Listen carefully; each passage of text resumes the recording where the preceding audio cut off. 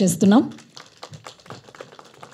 Aditya 369, వంశానికొక్కడు, Nani, gentlemen సినిమాను, అలాగే సమ్మోహనం, యశోద సినిమాలతో మన ముందుకు వచ్చారు. ఇప్పుడు ఈ మూవీతో 18th మనల్ని పలకరించబోతున్నారు. Hello sir.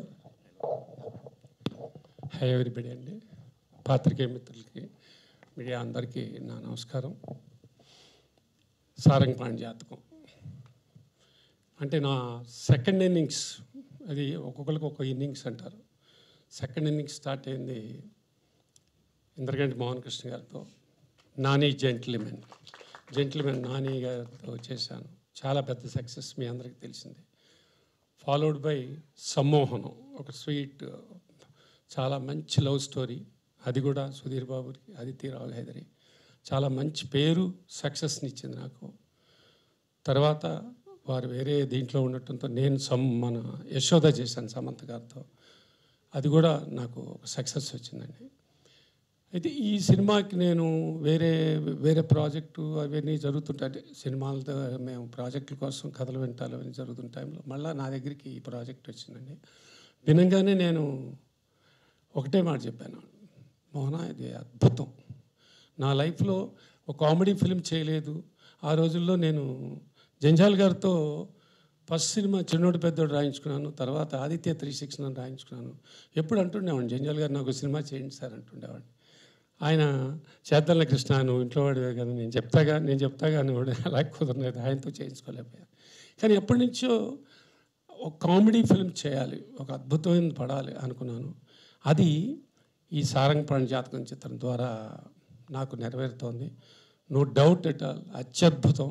మొదట మేము ఆ సినిమాని ఒక డిసెంబర్ ఆ టైంలో ప్లాన్ చేసిన మాట వాస్తవం.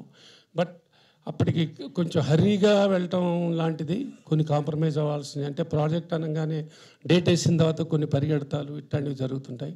బై దట్ టైం అప్పుడు దాదాపు ఇండస్ట్రీని టోటల్గా నేషనల్ వైడ్గా కూడా అద్భుతమైన చిత్రంతో పుష్ప 2 వచ్చి అది ఒక ఇదిలో ఉన్నప్పుడు ఈ స్వింగ్లో మనం కొంచెం అటు ఇటు కాకుండా ఇదేదో అడ్జస్ట్మెంట్ లాగా మధ్యలో వెళ్తాం కరెక్ట్ కాదనిపించింది.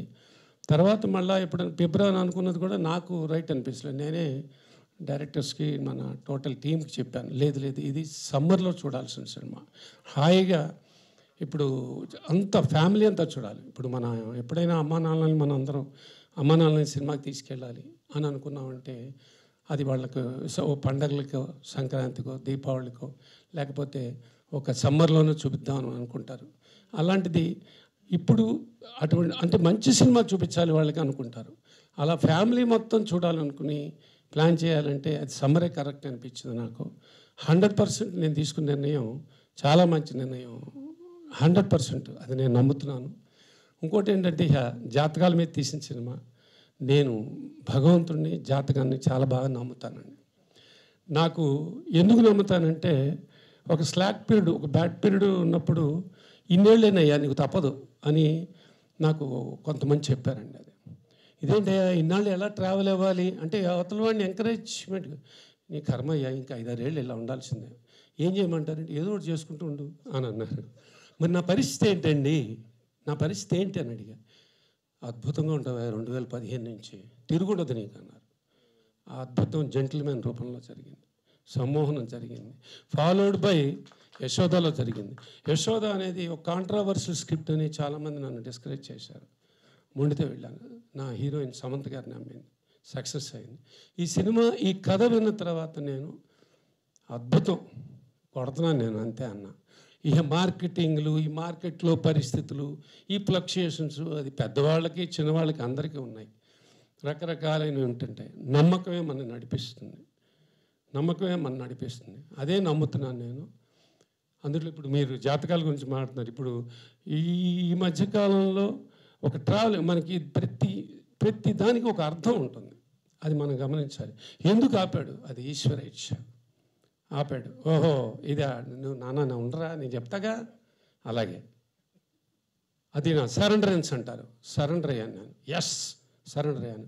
రేపు 18 తర్వాత మీరు అందరూ ఇదే మాట, అమ్మ కృష్ణప్రసాద్ మామూలుడు కాదురా, ఆయన చెప్పింది కరెక్టరా అనిపించుకుంటానండి. No doubt at all. చాలామంది సెటైర్లు, జాతకాల మీద వేయకండి, తప్పు. జాతకం కాదు అక్కడ, నమ్మకం. మన ఎనర్జీ, మన ట్రావెల్ అయ్యేది ఇది. ఎస్, మనలో ఉండే కాన్ఫిడెన్స్, అంత ఆ కాన్ఫిడెన్స్ నాకుందండి. లేకపోతే ఇవాళ almost 35 years, more than 36, 37, 38 years, 40th ఇయర్కి వచ్చేస్తున్నాను. కొడతా ఒక సక్సెస్ఫుల్గా రేపు ఇండస్ట్రీ నుంచి కూడా నేను సక్సెస్ఫుల్ ఎగ్జిట్ నాకు ఉండాలి పరమేశ్వర అని నేను కోరుకుంటాను. రోజు అంత మంచి పేరునే కాదు, ఇది డబ్బులు కూడా ఇస్తుంది నాకు. ఆ టైము ఇప్పుడు వచ్చింది, మళ్ళా ఈ రూపాయన వచ్చింది. ఇందాక మన మిత్రులందరూ అన్నారు, అందరూ ఆదిత్య 369 5-6 సంవత్సరాలు నా ప్రింట్ అయితే దొరకంది, ఇప్పుడు దొరికింది నాకు. అది పేరుని మళ్ళీ రివైవ్ చేసింది. అది అట్లాగే అంటే ఏదో ఒక మంచి స్టార్ట్ అయ్యే ముందు వచ్చిన ఒక ఇది మాట. కాబట్టి నేను నమ్ముతున్నాను, పరిపూర్ణంగా నమ్ముతున్నాను. అంటే కష్టపడేవాడికి జాతకాలను నమ్ము కూర్చోకూడదు. అది ఒక చక్కటి మెసేజ్. ఓన్లీ జాతకాన్ని నమ్ముకుని ఇంకా మనం ఏ పని చేయక్కలేదు, ఇంట్లో కూర్చుంటే లేదు. కృష్ణ భగవానుడు చెప్పినట్టు రే నీ పని నువ్వు చేయరా, పైనుంచి ఏం చేయాలి నాకు తెలుసు అని చెప్పలే ఆయన. అదే చేయాలి, కష్టపడాలి, కష్టపడి పని చేయాలి. ఒక గోల్ పెట్టుకోవాలి, మనిషి పెట్టుకుందాం. ఆ గోలు నేను అప్పుడప్పుడు నిరుత్సాహపడుతూ మళ్ళీ ఉత్సాహపడుతూ అలాంటి అన్నీ చూసిన వాడిని నేను.